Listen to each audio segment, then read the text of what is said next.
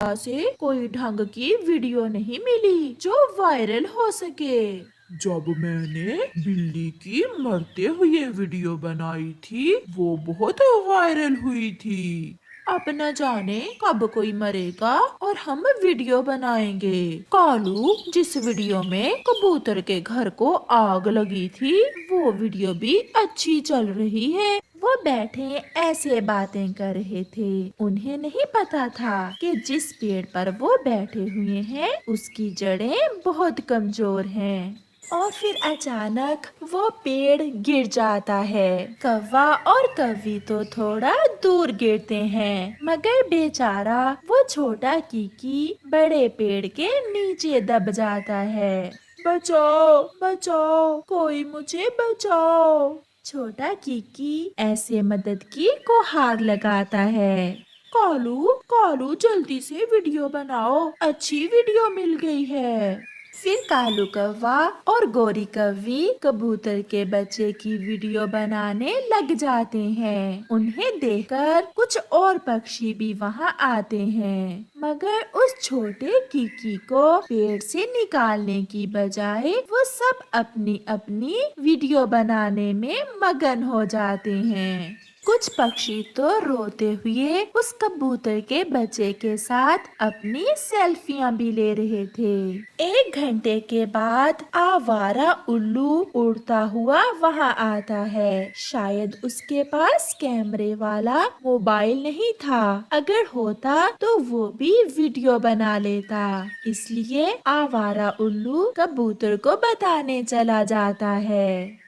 कबूतर कबूतर, तुम्हारा बेटा नदी के पास पेड़ के नीचे दब गया है। जल्दी जाकर उसे बचा लो, अगर देर हो गई तो वो मर जाएगा। उल्लू, ना करो, ऐसा मजाक ठीक नहीं। किकी नाम है ना उसका। जाओ, वहाँ भीड़ लगी हुई है। फिर कबूतर वहाँ से भागता है। वो दूर से ही अपने बेटे को पुकारता है। मैं आ गया मेरे बेटे, मैं आ गया हूँ, मैं बचा लूंगा अपने बेटे को।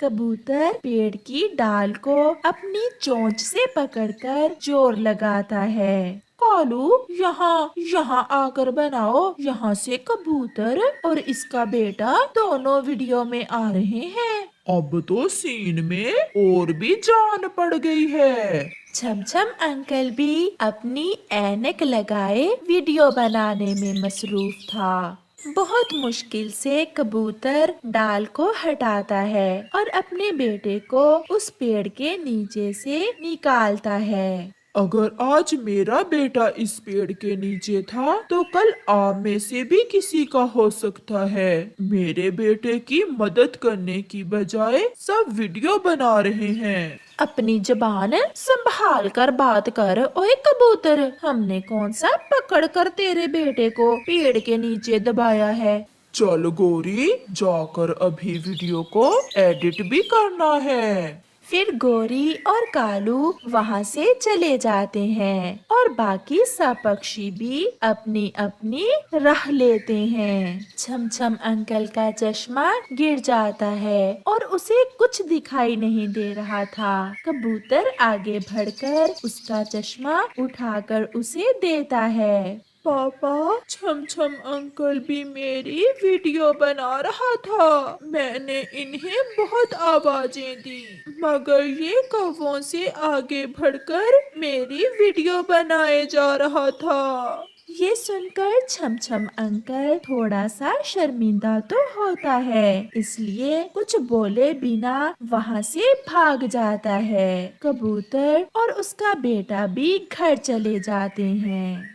अभी थोड़े ही दिन हुए थे कि नदी से गुजरती हुई रंग बिरंगी तितली तेज हवा के झोंके से नदी में गिर जाती है। वो एक पत्ते के साथ लिपट जाती है। नदी में कुछ देखकर सबसे पहले उल्लू वहां पहुंच जाता है, क्योंकि आज उसके पास कैमरे वाला मोबाइल था। वो तितली की वीडियो बनाने लगता है। उसे देखकर सब पक्षी अपना अपना मोबाइल लिए वहां आ जाते हैं। क्या सीन है कालू, ऊपर पेड़ के ऊपर चढ़कर वीडियो बनाओ।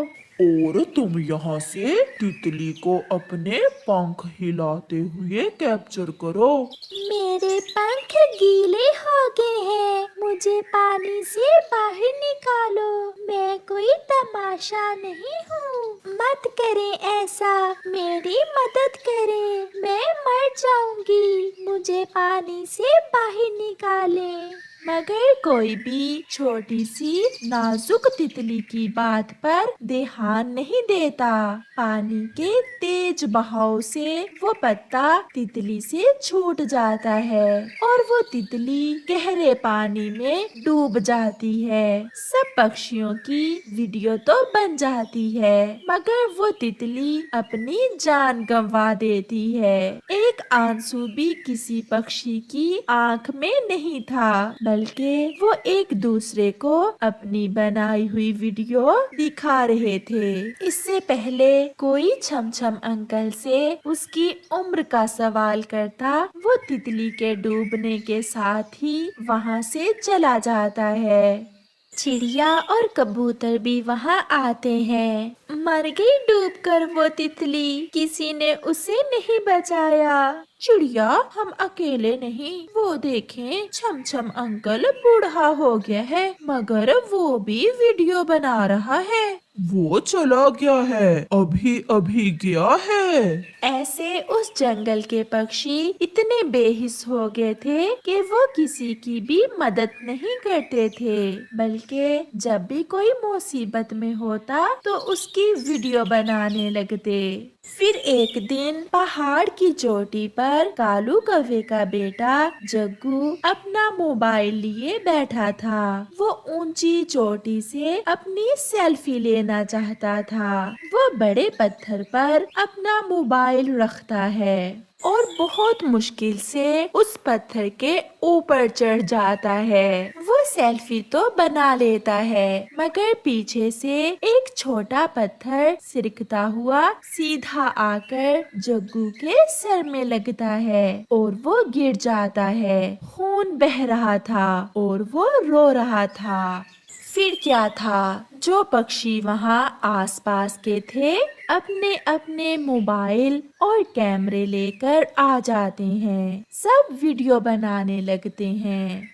दूर से पक्षियों का हजूम और आवाजें सुनकर गोरी कालू से कहती है, कालू, वहाँ चलें, लगता है कोई पक्षी मर रहा है, अच्छी वीडियो बन जाएगी। जल्दी चलो गोरी, जल्दी चलो। पीछे हटो, एक तो ये नए नए यूट्यूबर और इंस्टा वाले हमें अपना काम ही नहीं करने देते। सबको पीछे छोड़कर जब गोरी आगे बढ़ जाती है तो पत्थर के नीचे अपने बेटे जग्गू कौवे को मरा हुआ देखकर उसकी आंखें फटी की फटी रह जाती हैं। पीछे से छमछम अंकल बोलता है, अभी सांस चल रही है, जल्दी से वीडियो बना लो। मैंने तो पूरा वीडियो बना लिया है। गोरी, हमारा बेटा जग्गू मर गया। फिर गोरी और कालू रोने लग जाते हैं। वो बहुत रोते हैं, मगर अब गया समय कहाँ लौट कर आने वाला था। कालू, अगर पक्षियों में से कोई भी हमारे बेटे को पत्थर के नीचे से निकाल लेता तो हमारा बेटा बच जाता। उस दुर्घटना के बाद कुछ भी नहीं बदला था, सब वैसा ही था, क्योंकि उस जंगल के पक्षी मुसीबत में दूसरों की वीडियो बनाने की आदत नस्ल दर नस्ल आगे बढ़ा रहे थे। प्यारे दोस्तों, अगर आप समझते हैं कि आज के समाज में ऐसा होता है तो कमेंट में जवाब दें। आपका धन्यवाद। गोरी कवि ने 2 अंडे दिए थे, इसलिए आजकल वो बहुत गुस्से में रहती थी, क्योंकि आजकल उसे अंडों पर बैठना पड़ रहा था। वो गुस्से में अपने पति कालू कौवे से कहती है, ओए कालू, मैं थक गई हूँ, सुबह से अंडों पर बैठी हुई हूँ और तुम आवारा घूमते फिर रहे हो। चलो अब थोड़ी देर अंडों पर बैठो और मैं थोड़ी देर घूम फिर आऊँ। कोई एहसान नहीं है तुम्हारा मुझ पर। सारे जंगल की मम्मा पक्षी ही अंडों पर बैठती हैं। अब जल्दी आ जाना, मैंने भी अभी अपने लिए भोजन लेने जाना है। फिर गोरी कव्वी अपने घर से निकलती है। उसी जंगल में एक रानो चिड़िया रहती थी जिसके पास कोई अंडा था ना कोई बच्चा। वो उन दिनों बहुत परेशान रहती थी। वो अपने पति से कहती है, मानो मैं जा रही हूँ, मेरी तोते से कल बात हो गई थी, वो मुझे अनाथालय लेकर जाएगा। हाँ जाओ, अगर तुम अनाथालय से अंडा गोद लेना चाहती हो तो मैं तुम्हें नहीं रोकूंगा। फिर वो चिड़िया अनाथालय से अंडा गोद लेने अपने घर से निकलती है। रास्ते में जाते हुए चिड़िया नदी पर रुकती है जहाँ गोरी कव्वी पहले से बैठी हुई थी। चिड़िया, कहाँ जा रही हो? गोरी, मैं तोते को साथ लेकर अनाथालय जा रही हूँ, वहाँ से मैंने अंडा गोद लेना है। मैंने अभी कुछ दिन पहले ही 2 अंडे दिए हैं। तुम ऐसा करो, अनाथालय से अंडा लेने की बजाय मुझसे ही एक अंडा गोद ले लो। गोरी, ऐसा कैसे हो सकता है? कोई माँ कैसे अपना अंडा दे सकती है? मैं कौन सा मुफ्त में दूंगी। मैं अपना एक अंडा बेचना चाहती हूँ क्योंकि मुझसे 2 बच्चों का पालन पोषण नहीं होगा। कितने में दोगी तुम अपना अंडा? 100 रुपए दो और मुझसे एक अंडा ले लो। मैं अपने पति से सलाह करके आती हूँ। मेरे घर ही आ जाना, मैं अब घर ही जा रही हूँ। फिर चिड़िया वापस घर चली जाती है। वो घर जाकर अपने पति से सलाह करती है। अगर गोरी अंडा बेचना चाहती है तो तुम उससे ही अंडा ले लो। अनाथालय से कई बार पुराने अंडे भी मिल जाते हैं। गोरी का अंडा ताजा होगा और उससे बच्चा भी जरूर निकलेगा। तो फिर आप मुझे 100 रुपए दे दें और मैं अभी गोरी कव्वी से अंडा लेकर आती हूँ। ऐसे चिड़िया अपने पति से 100 रुपए लेकर गोरी से अंडा लेने चली जाती है। गोरी बहन, ये ले 100 रुपए और मुझे अंडा दे दें। लो लो, जल्दी से ले जाओ, अगर कालू आ गया तो वो मुझे भाषण देना शुरू हो जाएगा। ऐसे चिड़िया गोरी कव्वी से 100 रुपए में अंडा लेकर चली जाती है। शाम को कालू कौवा जब घर आता है तो वो अपना एक अंडा देखकर गोरी से कहता है, गोरी, दूसरा अंडा कहाँ है? क्या बताऊं कालू, एक अंडा मेरा पंख लगने से टूट गया था, मैंने बाहर फेंक दिया है। फिर कालू और गोरी की खूब लड़ाई होती है, मगर कालू क्या कर सकता था गोरी के आगे। फिर वो गुस्से में सो जाता है। समय गुजरता गया, गोरी के अंडे से बेटा निकलता है और चिड़िया जो अंडा गोरी से लेकर गई थी उस अंडे से बेटी निकलती है। मानो, देखो तो छोटी सी कव्वी कितनी सुंदर लग रही है। इसका नाम क्या रखें? इसका नाम है सुंदरी। मुझे सुंदरी नाम बहुत अच्छा लगता है। रानो, हम सुंदरी का पालन पोषण बहुत अच्छे से करेंगे और इसे अच्छाई और बुराई का फर्क बताएंगे ताकि ये बड़ी होकर एक अच्छी और सच्ची पक्षी बन सके। मैं कई दिन से बाहर नहीं गई, मैं सुंदरी के लिए भोजन लेकर आती हूँ। फिर मम्मा चिड़िया अपने घर से बाहर जाती है। अच्छा ही हुआ जो वो बेटी वाला अंडा मैंने चिड़िया को दे दिया और मेरे अंडे से बेटा निकला है। ये सोचकर गोरी कव्वी बहुत खुश थी। कालू कौवा भी घर आता है। कालू, भोजन ले आए हो? जब देखो भोजन भोजन, जाओ और खुद ले आओ अपना भोजन। मैं कहाँ से लाऊं तुम्हारे लिए? वो दोनों तो हर समय भोजन को लेकर ही लड़ते रहते। मम्मा चिड़िया और पापा चिड़ा सुंदरी को अपने साथ लेकर भोजन लेने जाते। सुंदरी ने अब उड़ना सीख लिया था।